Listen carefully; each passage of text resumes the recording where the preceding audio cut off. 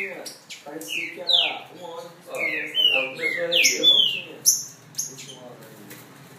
Aí eu já tinha terminado quando chegou um ano.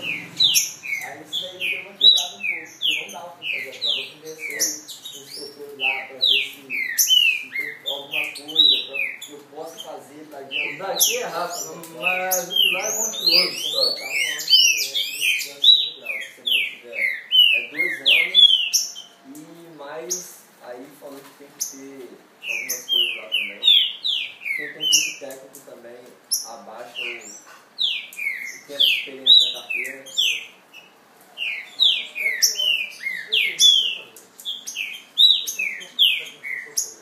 Eu tenho vontade de fazer.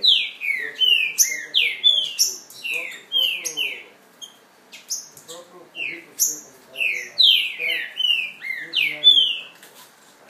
pagar.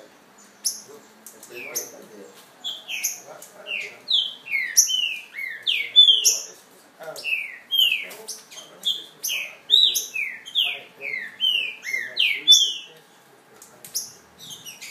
Eu já ouvi falar no Firetech também, mas não foi esse ambiente meu que estudou lá. Eu já ouvi falar, agora não tem que ter a Firetech, mas mais informações. Não sei nem se o Firetech, como é que funciona, nem sei se tem tudo certo. Como é que era bacana esse livro?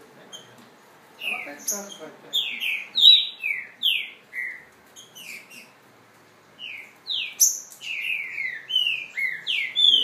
Viu? Você cartela rápido assim, Maurício? Eu já tive alguns.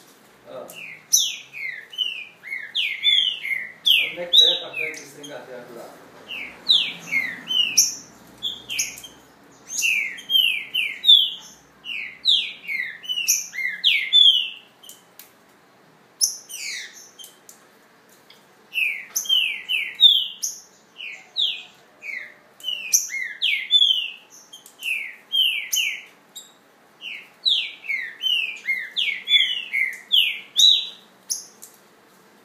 Essezinho aqui é novinho, rapaz. Esse treinamento.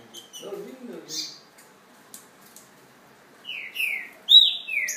Tá até espontadinho ainda, Maurício. Tá, bicho. Não, vai arrebentou ele naquele prego lá. Abriu a cabeça dele lá, matou. E ele não parou de cantar um minuto andando só pelo fundo aí. Tinha que arriar até a comida pra ele. Tem café quando tem raça. Louco, quando tem fibra não tem lado, não. O meu vendia pouco tempo.